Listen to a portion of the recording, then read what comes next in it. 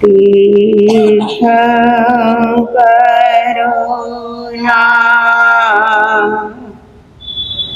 મુખ કમલથી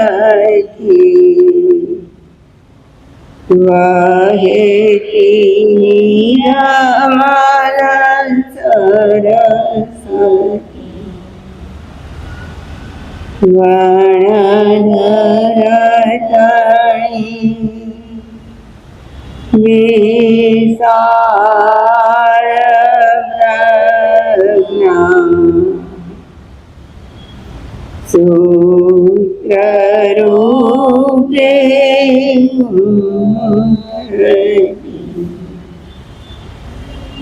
દુઃખી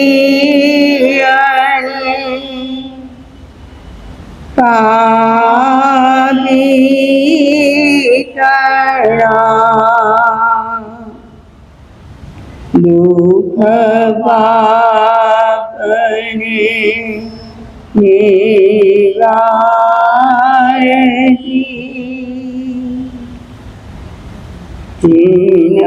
જીનવાઈ મૈયા તુજ કૃપાથી થાય મુજની રમણમતી જીનવાઈ મૈયા તુજ કૃપાથી થાય મુજની રમણમતી।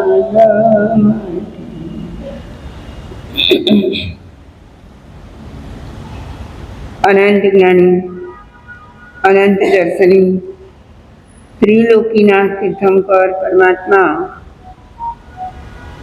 શ્રમણ ભગવાન મહાવીર સ્વામીના શ્રી ચરણોમાં આપણી સૌની ભાવના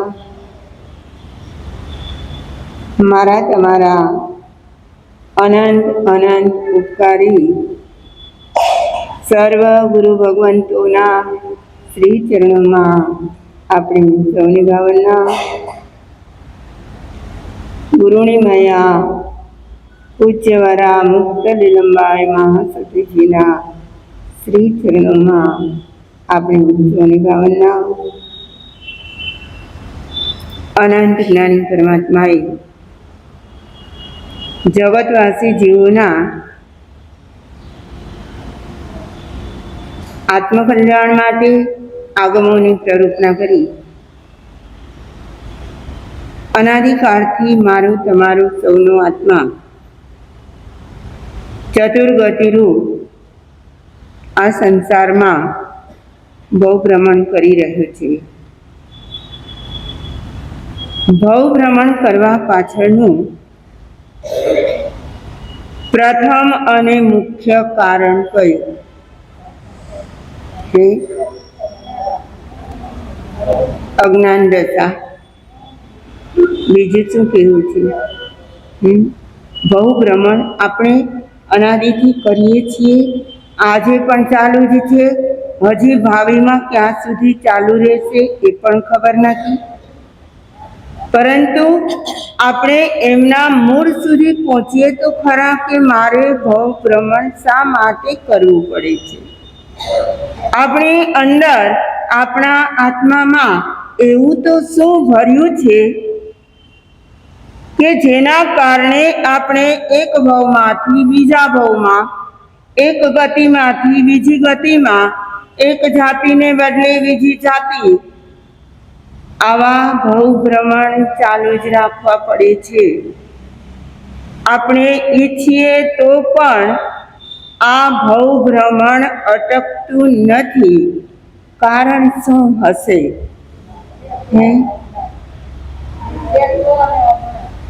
મિથ્યાત્વ અને અજ્ઞાન। બહુ મસ્ત જવાબ છે।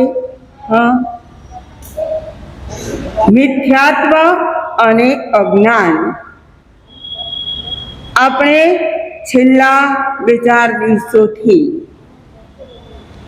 સંવત્સરીના દિવસે કરેલી આલોચના. એ જ આલોચનાના સૂત્રને જોઈ રહ્યા છીએ કે આલોચના કરીએ તો લાભ શું થાય. હા, ભગવાને તો કહી દીધું સૂત્રના રૂપમાં કે માયા, નિદાન, મિથ્યા દર્શન, શલ્ય એ ત્રણેય નીકળી જાય. પરંતુ આપણે તપાસીએ, આપણે પણ આલોચના તો કરી, આપણામાંથી માયા કપટ ગયું, નિદાનના ભાવો ગયા કે ના ગયા. ગઈકાલે નિદાનની વાતો કરી હતી. સંયમ કે તપનું ફળ માંગી લઈએ એ 99 છે, નિદાન છે. અને ત્રીજો નંબર આવે છે મિથ્યા દર્શન શલ્ય. શલ્ય તો 3 પ્રકારના છે, પરંતુ એમાંનું આ શલ્ય મહાભયંકર છે. કેવું છે? મહાભયંકર એટલે કે જગતમાં આપણને ભવ ભ્રમણ કરાવ્યા જ કરે. તો આ મિથ્યા દર્શન શું છે?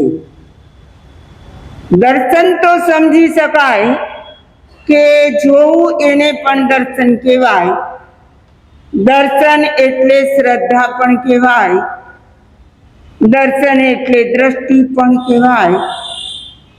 પણ આગળ શબ્દ લગાવ્યો છે મિથ્યા દર્શન. કેવું દર્શન? તો મિથ્યા જોવું એનું નામ મિથ્યા દર્શન. શું જોવું? દ્રષ્ટિ પણ 2 પ્રકારની હોય, એક સવડી અને બીજી અવળી. પ્રાય કરીને લોકો કોઈ પણ બાબતને, કોઈ પણ પ્રસંગને, કોઈ પણ વ્યક્તિને જુએ તો એની દ્રષ્ટિ કેવા પ્રકારની હોય? સવડી કે અવળી? કઈ દ્રષ્ટિથી જોવામાં આવે? હા, ગમે તેટલો ગુણવાન માણસ હોય પણ એમાંથી પણ એકાદ દોષ હોય તે જોવાનો પ્રયાસ કરીએ. શું જોઈએ? 99 ગુણ હોય અને એક શું હોય? એક અવગુણ હોય તો પણ એને જોવાનો પ્રયાસ કરીએ. એટલે આપણી દ્રષ્ટિ સવડી થઈ કે અવળી થઈ?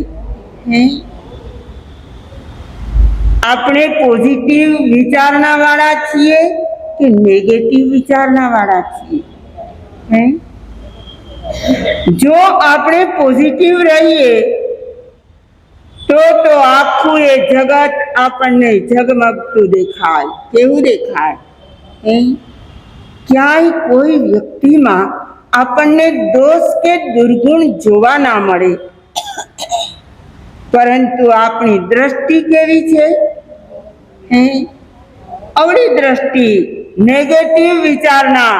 એટલે આપણે જેને જોઈએ એમાંથી ગુણ ગ્રહણ કરવાને બદલે આપણે શું કરીએ? અવગુણ જ ગ્રહણ કરીએ. કારણ કે અંદરમાં પેલું મિથ્યા દર્શન શલ્ય પડ્યું છે.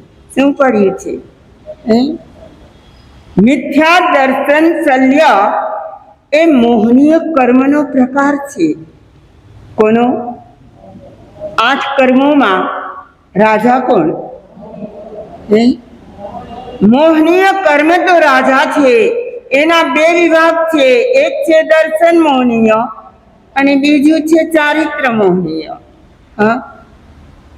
તો દર્શન મોહનીય વધારે ખતરનાક છે કે ચારિત્ર મોહનીય વધારે ખતરનાક?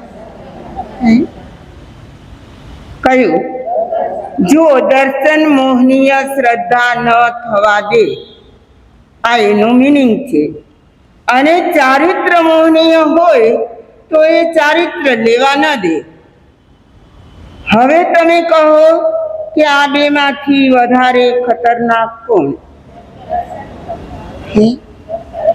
એક તો શ્રદ્ધા જ ના થવા દે. શું ન થવા દે? ચારિત્રની વાત તો બહુ દૂર રહી, પણ દર્શન મોહનીએ શું કામ કર્યું? વ્યક્તિને દેવ ગુરુ કે ધર્મ પ્રત્યે શ્રદ્ધા જ ન થવા દે. અને જેની શ્રદ્ધા ન જન્મે એ વ્યક્તિ સંસારમાં પરિભ્રમણ કરે યા ન કરે? એને ધર્મ કે કર્મનો વિવેક સમજાય? એને સાચું શું ને ખોટું શું એ પણ સમજાય? એને પોતાના આત્માનું હિત શેમાં અને અહિત શેમાં એ પણ સમજાય ખરું? નહીં. શું કારણ? મિથ્યા દર્શન છે. કારણ કે જ્યાં નજર કરે ત્યાં, આપણા પેલા એક કવિએ તો કહ્યું છે ગુણગ્રામની દ્રષ્ટિએ, એટલે કે પોતાના વડીલો હોય, ગુરુજનો હોય, એનું સ્મરણ થાય ત્યારે કહે જ્યાં જ્યાં નજર મારી ઠરે, યાદી ભરી ત્યાં આપની. કોને એવું થાય? જેને પોતાના વડીલો, પોતાના ગુરુજનોના ગુણ દેખાતા હોય, તો શું કહે? કે જ્યાં જ્યાં નજર મારી ઠરે. અને એ જ વાત આપણી વિચારીએ તો આપણી નજર પડે ત્યાં આપણે શું કરીએ? આપણને એક એક વ્યક્તિઓમાં દુર્ગુણ જ દેખાય છે. એનું કારણ છે અંદરમાં પણ એવા જ દુર્ગુણો ભર્યા છે. શું ભર્યું છે? દ્રષ્ટિમાં પણ અવળી દ્રષ્ટિ છે, અને એના કારણે એમને સવળી વાત સમજાય નહીં, દેખાય પણ નહીં. કોઈ દુષ્કાળના સમયમાં પશુઓને ઘાસ નાખે, પણ સમય જો દુષ્કાળનો હોય તો લીલું ઘાસ હોય કે સૂકું ઘાસ હોય? સૂકું ઘાસ હોય.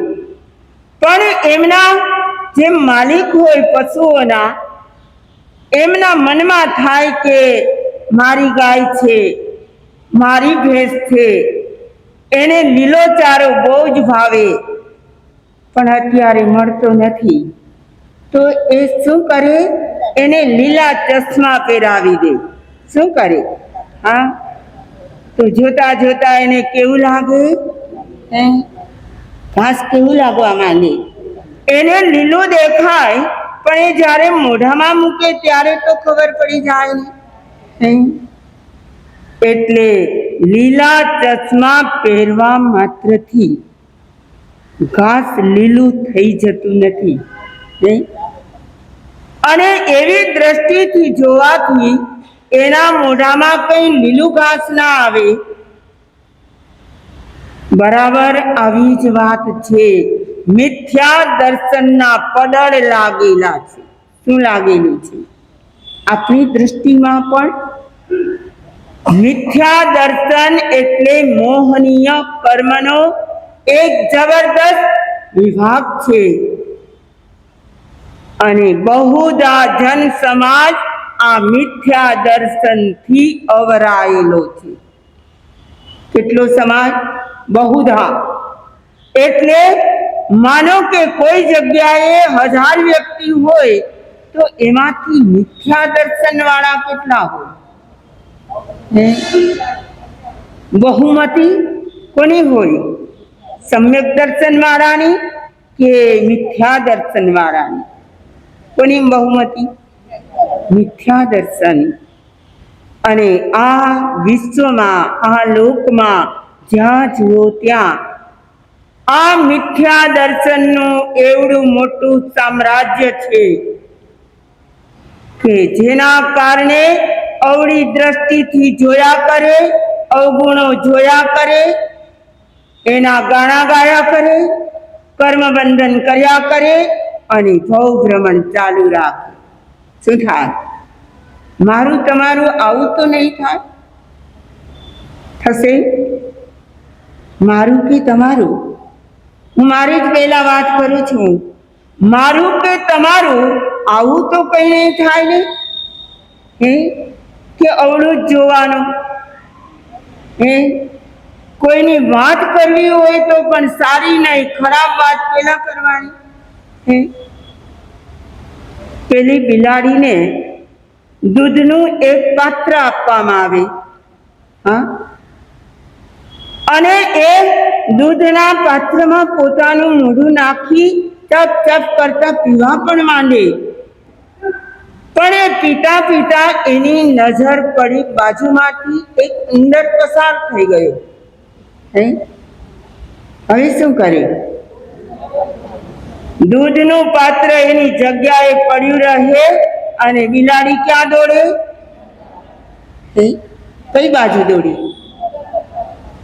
બિલ્લીબાઈ ચાલ્યા મંદિરે રે દીધા, દૂધના ભોજન લીધા, દૂધના ભોજન.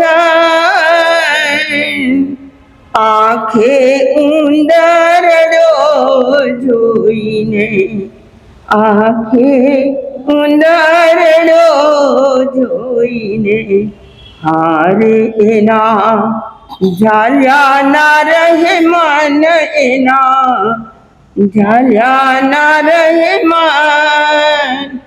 એના શું કરીએ ઓરતા, એના શું કરીએ ઓરતા.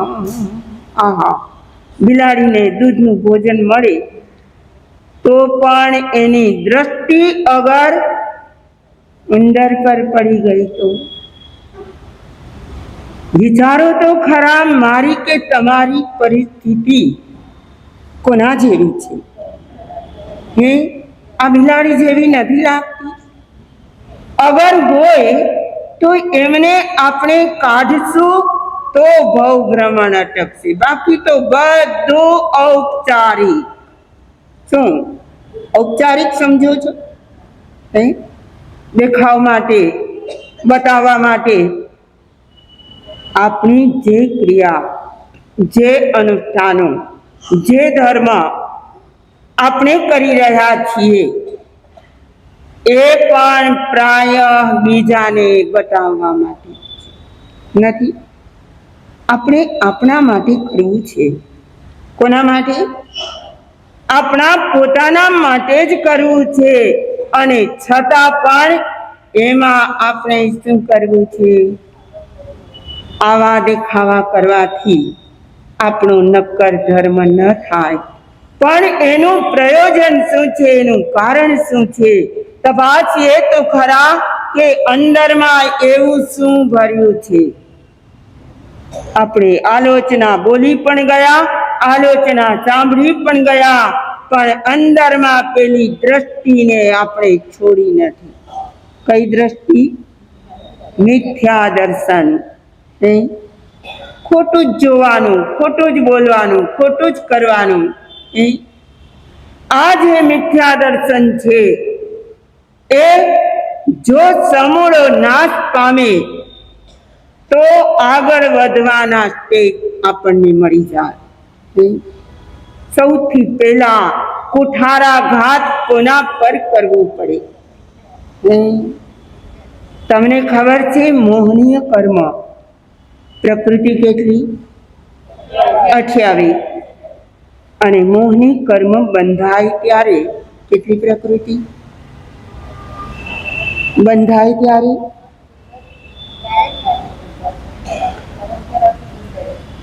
ઉદયમાં આવે ત્યારે, ત્યારે 28. બંધમાં હોય ત્યારે નહીં, નહીં. મોહની કર્મ બંધાય 26 પ્રકારે અને ઉદયમાં આવે ત્યારે 27 પ્રકાર, 28 પ્રકાર થઈ જાય. હા, બંધમાં 26 પ્રકૃતિ. એનો મતલબ શું થયો? કે એક મિથ્યા દર્શન શલ્ય એટલે મિથ્યાત્વ દ્રષ્ટિ એનો જ બંધ થાય છે, સમ્યક દ્રષ્ટિનો કે મિશ્ર દ્રષ્ટિનો બંધ થતો નથી. ચંદ્રાબેન, બરાબર છે? તો મારે તો એ કહેવું છે કે જો એક મિથ્યાત્વની દ્રષ્ટિનો જ બંધ થતો હોય તો કુઠારાઘાત કોના પર કરવો પડે? એને જ આપણે પહેલા નષ્ટ કરવું પડે.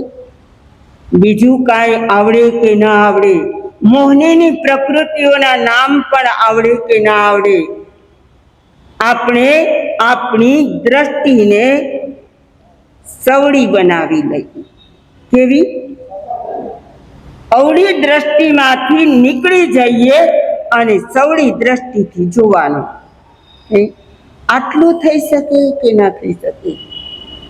અને આટલું થાય તો સમ્યક દ્રષ્ટિના મંડાણ થઈ જાય. ના થાય તો સમ્યક દ્રષ્ટિ જીવને જરૂર પ્રાપ્ત થઈ જાય જો એનામાંથી અવળાઈ નીકળી જાય. અને આના માટે જ્ઞાનીઓ કહે છે કે આલોચનાનું હાર્દ હોય તો આ છે કે તમે તમારી મિથ્યા દ્રષ્ટિને દૂર કરી દો. શું કરવાનું? આલોચના સાંભળીએ ભલે, આલોચનાને વાગોળીએ ભલે, પરંતુ સાથોસાથ આપણે આપણી દ્રષ્ટિને બદલવાની છે. કોઈ કહે કે હું આકાશને બદલી નાખું, કોઈ કહે કે હું આમ કરી લઉં. તમને ખબર છે ને, પર્યુષણના દિવસોમાં પેલા રાવણની ચાર ઈચ્છાઓ અધૂરી રહી ગઈ. આપણી કઈ ઈચ્છા પૂરી થશે? કઈ ઈચ્છા પૂરી થશે? યાદ છે બધાને કે રાવણની ઈચ્છાઓ અધૂરી રહી હતી? તો મારી કે તમારી ઈચ્છાઓ સંપૂર્ણ પૂરી થશે? નહીં થાય. એનું કારણ શું છે? અંદરમાં મિથ્યા દ્રષ્ટિ પડી છે. શું પડી છે? અને આ મિથ્યા દ્રષ્ટિના કારણે આપણે સમયે સમયે કર્મ બાંધીએ છીએ. કહેવાય છે કે ચારિત્ર ન મળે તો હજી ચાલે. મનસુખભાઈ, ચારિત્ર ના મળે તો હજુ પણ ચાલી જાય, પરંતુ સંકેત ના મળે તો જરાય ન ચાલે. પાયો શું છે? તમે કહો કે અમારે ફોરેન જવું છે, એમના માટે પાસપોર્ટની તૈયારી કરો છો કે નથી કરતા? બરાબર આવી જ રીતે મોક્ષમાં જવાના વિઝા કહો, પાસપોર્ટ કહો, તમે જે બોલતા હો તે શું છે? સંકિત દ્રષ્ટિ. સારી દ્રષ્ટિએ જુઓ. એ જોવા માત્રથી જો આપણા કર્મો ખપતા હોય, બીજાનું તો જે થવું હશે તે થશે. સૌ જીવોની પોતાની યોગ્યતા હોય છે અને એ યોગ્યતા અનુસાર જ એ જીવતા હોય છે. પરંતુ આપણે આપણું તો સુધારી લઈએ. કોને કોને સુધારવું હોય?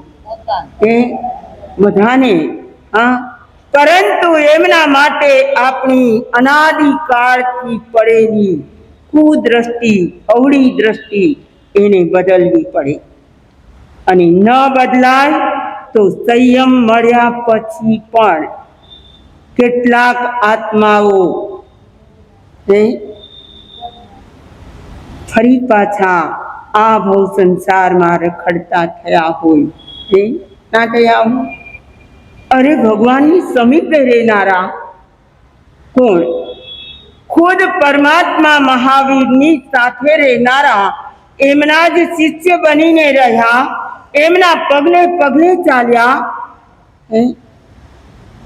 અને એમની પાસેથી જ જ્ઞાન મેળવ્યું. અને અંતે પ્રયોગ કોના પર કર્યો? કોણ હતા એ? ગોસાલકજી. કોણ હતા? એમણે ભગવાન પાસેથી શીખી લીધું કે તેજોલેસ્યા કેમ પ્રાપ્ત થાય. અને ભગવાન તો કરુણા નિધાન, અને એમણે ભવિતવ્યતાથી બધું જોયું હોય કે આ જીવનો ઉદ્ધાર કઈ રીતે થવાનો છે, અથવા આ જીવનું પતન પણ કઈ રીતે થવાનું છે. આપણને તર્ક થાય કે ભગવાને એને શીખવાડ્યું શા માટે? એ તો પોતે ત્રિકાળ જ્ઞાની હતા, એ નહોતા? એને તો ખબર હતી આ જીવની પાત્રતા કેવી.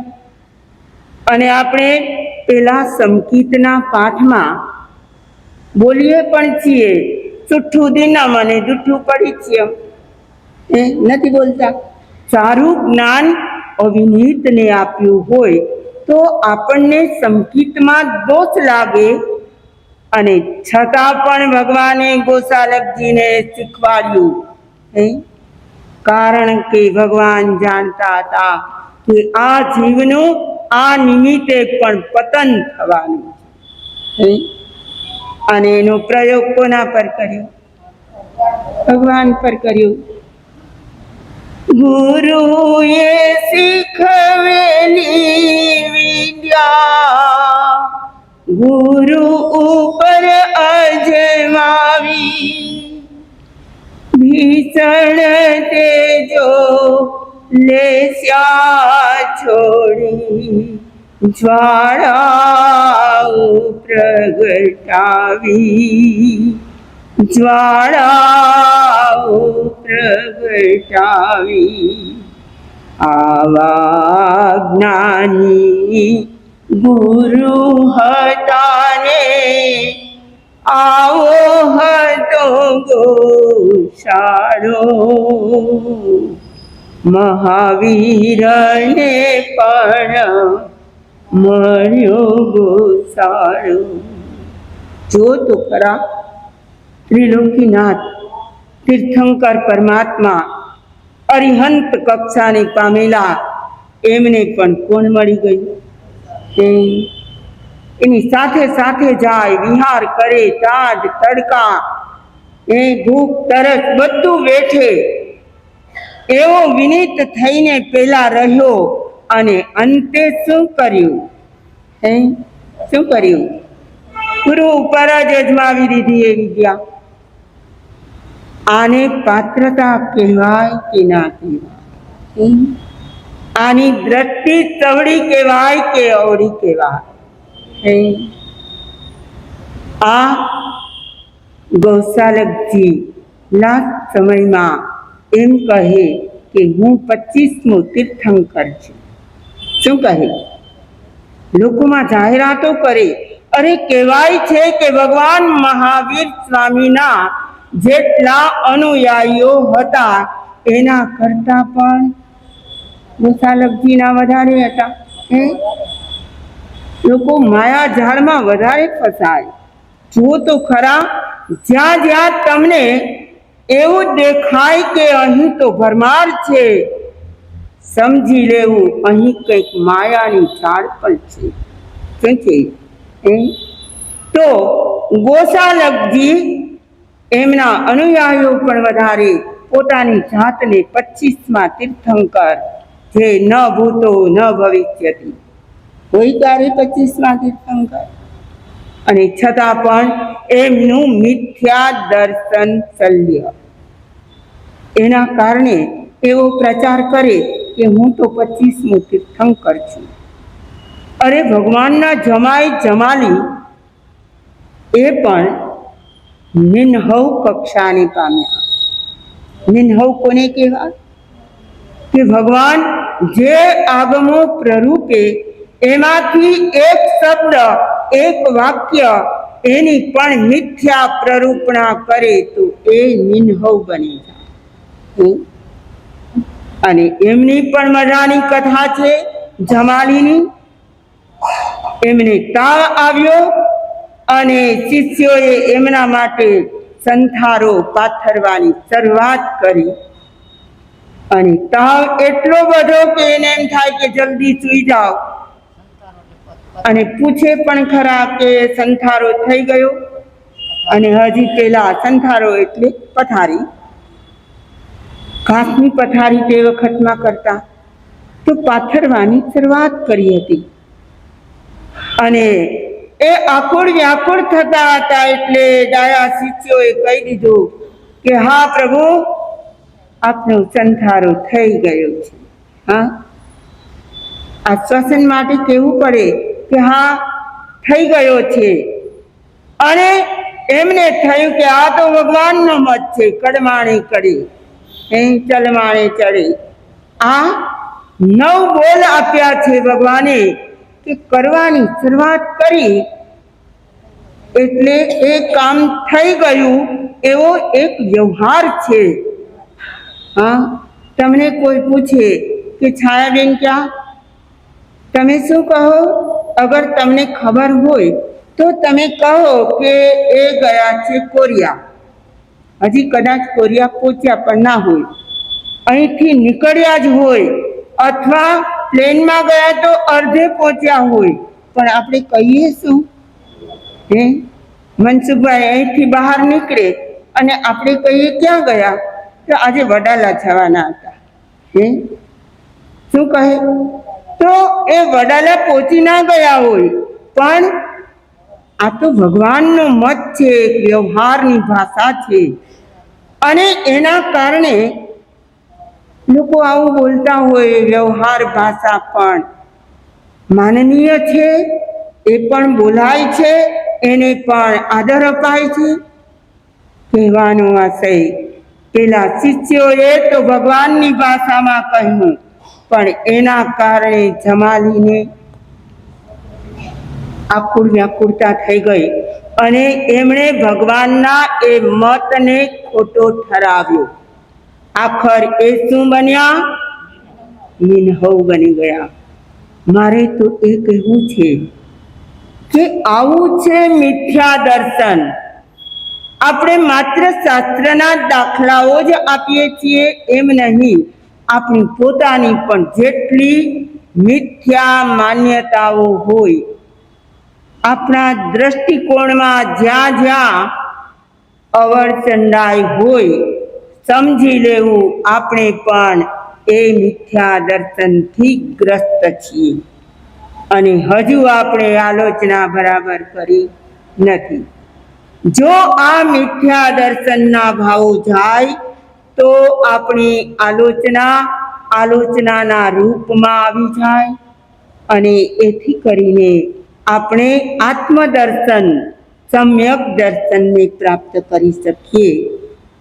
મારો તમારો આત્મા ગમે તે ક્રિયા અનુષ્ઠાન, આપણા ધર્મ ધ્યાન, એ બધાના આધારે એક મુખ્ય કામ કરી લે, આપણું મિથ્યા દર્શન શલ્ય ટળી જાય. શું થાય? તપ થાય કે ના થાય?